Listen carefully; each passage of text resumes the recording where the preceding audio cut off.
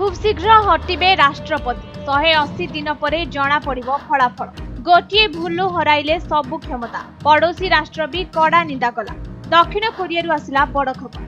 क्षमताच्युत हेबे दक्षिण कोरिया राष्ट्रपति यून सुक यॉल। केवल गोटे भूल पाई एते बड़ पदवी हातरू गला। एबे ना को मात्र राष्ट्रपति गादी रे बसिबे। शासन करिबार सबु क्षमता हराइले दक्षिण कोरिया राष्ट्रपति यून सुक यॉल। सारा विश्वर नजर एबे दक्षिण कोरिया देश उपरे, कारण पुणी थरे एही देश रे राष्ट्रपति शासन हटाइबा पई सारा देश रे विक्षोभ देखा देछि। अन्यपटे भयरे दक्षिण कोरियार प्रतिरक्षा मंत्री किम योंग ह्युन आत्महत्या उद्यम करुथिबार खबर सुनिबाकु मिलिछि।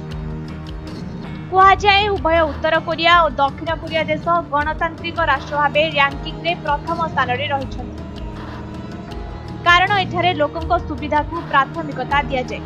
लोकंक पई शासन व्यवस्था रहिछि, एणु एहा सेमानक सुविधा जोगाइबा दरकार। तेबे निकटरे दक्षिण कोरिया एभली घटना सामना को आसिछि जहा एही युक्ति को सत्य प्रमाणित करिछि। सूचना योग्य जे किछि दिन आगरु हठात राति प्राय 11 रे दक्षिण कोरिया राष्ट्रपति यून सुक यॉल देश रे मार्शियल लॉ लागू हेबो बोली कहिथिले। मार्शियल लॉ द्वारा देश रे राष्ट्रपति शासन हटिबा सह समस्त नियंत्रण मिलिटारी अधीन को चली जाए। एहा सह लोकंक पाखरु स्वाधीनता मध्य एक प्रकार चली जाए। तेबे एही लॉ लागू हेबा परे संसद भवन घेराव करबा सह अनेक लोक एहाकू विरोध करथिले। शेषरे मात्र 6 घंटा भितरे एही नियम देशरु हटा जाइथिला। एहा परे आरंभ होइथिला आंदोलन। एही नियम काहेकि लागू करागला बोली सारा देश रे लोक माने रास्ता अवरोध करथि। समस्त काम बंद करबा सह लोक माने एही घटना को दृढ़ भावे विरोध करथि। एपरिकी नियम लागू करथिबा कारणरू राष्ट्रपति को हटाइबा पई आंदोलन रे दाबी करा जाय। तेबे एनेई संसद रे बैठक आरंभ हो जाय। शेषरे अधारू अधिक लोक राष्ट्रपति को हटाइबा पई भोट करथि। जदि देखिबा एबे राष्ट्रपति नाम को मात्र निज गादी रे बसिछन्ति। एबे 180 दिन भितरे दक्षिण कोरियार सांविधानिक कोर्टरू निर्देश आसबा परे तांकू गादीच्युत कराजिबो।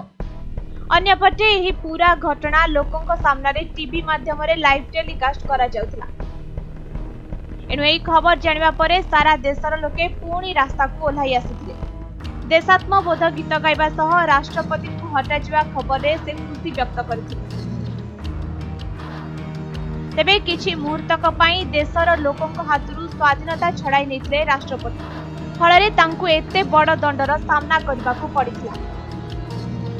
अन्यपटे एही घटना पछरे रहितबा मुख्य अभियुक्त किम योंग ह्युन भयरे निजर आत्माहुति देवा बेले अल्पके बर्ती जाइथिले। शेषरे तांकू जेल जिबाकू पड़िथिला। ब्यूरो रिपोर्ट समय।